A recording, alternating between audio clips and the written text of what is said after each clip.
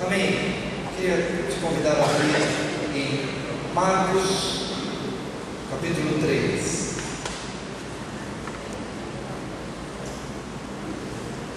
De 1 a 6. Evangelho de Marcos, capítulo 3, de 1 a 6.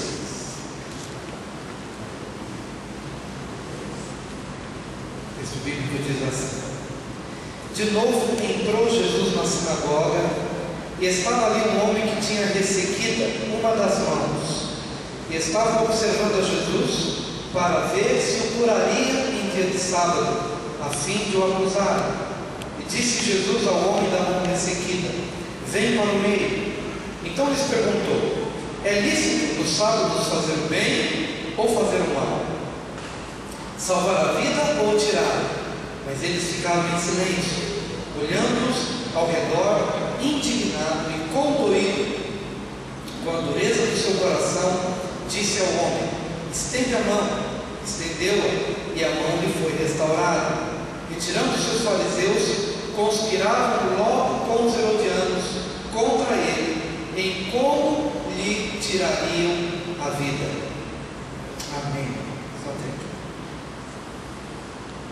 Queridos, ontem nós tivemos a oportunidade de participar, ainda aqui por pouco tempo, de um evento aqui na cidade, na Casa do Bosque, onde o irmão estava lançando o seu CD, de uma igreja conhecida nossa, pastores amigos nossos. Nós fomos lá, convite, para dar uma palavra. Em pouco tempo ouvi o pastor daquele irmão dizendo que aquele rapaz que estava lançando o CD tinha tido uma vida muito difícil.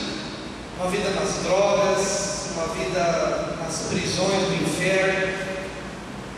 E enquanto eu ouvia o testemunho daquele jovem por meio do pastor dele, eu me alegrava com aquele lançamento do CD. Embora ali não tinha muitas pessoas participando daquele lançamento, mas a questão não era a quantidade de pessoas, mas a alegria que nós sentíamos de ver aquele rapaz numa igreja.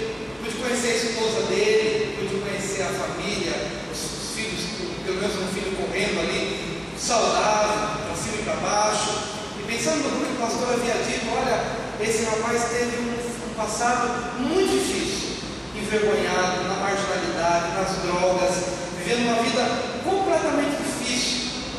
E como eu tinha esse texto no meu coração, logo me veio à mente o que o Senhor tinha feito na vida daquele homem.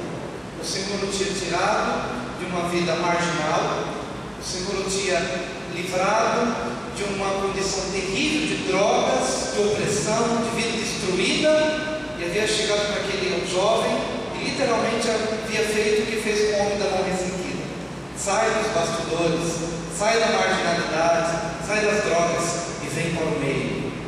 Foi o que Jesus fez com aquele homem da mão ressequida, que estava na sinagoga, num cantinho ali, talvez ouvindo a palavra, assistindo aquele cerimonial, mas como sempre nos cantos, como aquele jovem que lançou o CD ontem.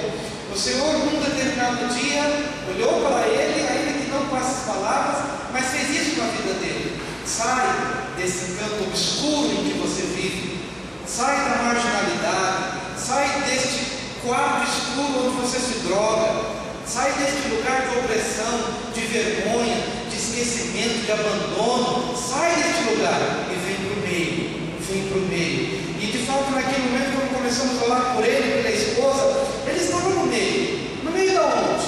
Não no meio da glória humana, pelo fato de lançar um CD, mas vem para o meio da vontade de Deus. Sai da marginalidade, vem para o centro, porque nos cantos onde você vive, você não conhece o poder de Deus.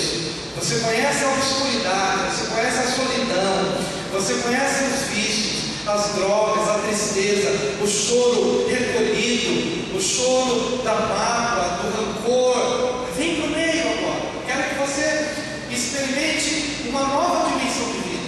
Venha para o meio da vontade de Deus. Venha para um lugar onde as coisas se tornam mais claras. Deixa de viver nas trevas e vem para o meio, para um lugar onde o foco da luz de Deus pode se manifestar. E é isso que Deus faz comigo, e é isso que Deus faz com você.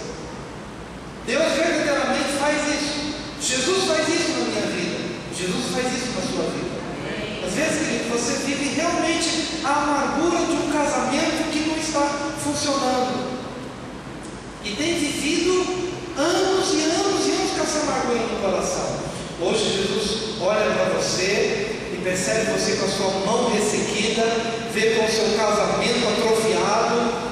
Mão ressequida, mesmo que mão atrofiada, vê a sua mão ressequida, a sua mão atrofiada, o seu casamento atrofiado, os seus sentimentos atrofiados, não consegue produzir nada na vida, e ele chega para você e fala: vem para o meio, vem para o meio da vontade de Deus, para o lugar onde as coisas passam a ter um sentido especial. E Jesus é especialista em fazer isso. Mas sabe por que ele chama para o meio? Porque ele ama. O amor de Jesus é algo tão impressionante que ele chama para o meio justamente aquilo que os homens naturais não querem trazer para o meio. Há muitos motivos que levam alguém a não trazer para o meio, ou porque não está interessado. Por que aquele homem ficava sempre nos cantos da sinagoga? Por que esse homem vivia uma vida sempre nos cantos da vida e não se levantava uma pessoa que pudesse fazer algo por ele? Porque não havia em nenhuma pessoa amor suficiente para encarar o problema e para trazê-lo para o meio. Às vezes não trazemos para o meio porque não amamos. Às vezes não trazemos para o meio porque não nos importamos. Jesus se importava com aquele homem. Os fariseus não se importavam com ele.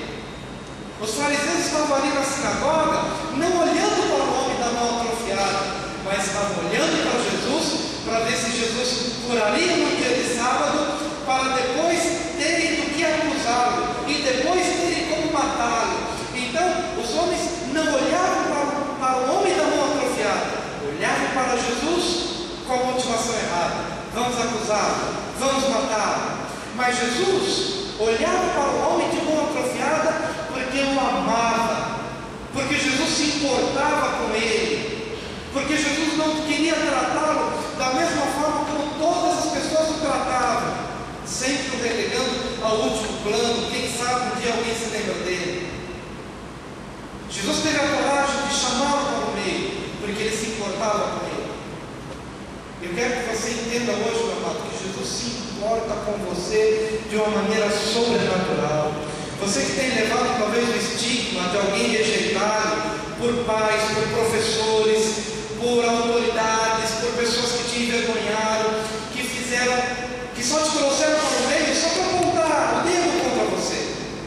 Quem sabe você tenha vivido muitos anos sendo trazido para o meio, mas não com a motivação do amor, não para resolver um problema teu, mas para trazer você para o meio simplesmente para apontar as tuas culpas, os teus erros, as tuas vergonhas, o teu fracasso.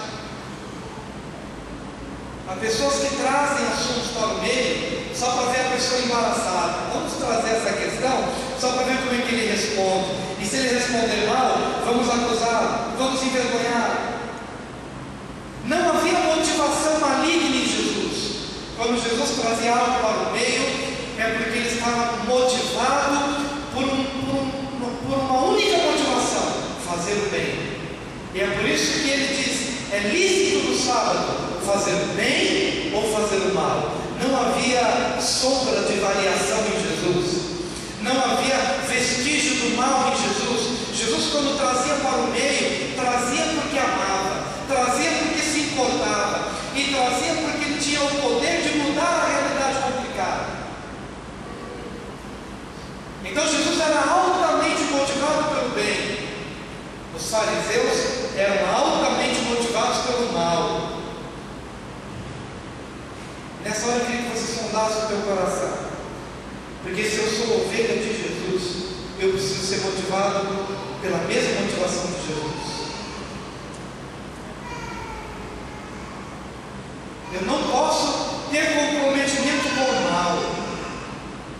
Pastor, mas eu sou crente há tantos anos, eu não tenho compromisso com o mal. Queridos, essa malignidade, às vezes ela se manifesta nos ambientes mais comuns do nosso dia a dia. Sem a gente perceber, às vezes a gente traz um assunto à mesa, ou traz para o meio um tema,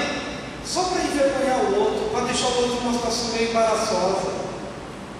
Então, quando eu faço isso, ainda que num pequeno vestígio, mas há um vestígio do mal no meu coração, e eu preciso me livrar disso. Porque a motivação que tem que me empurrar, me impulsionar, precisa ser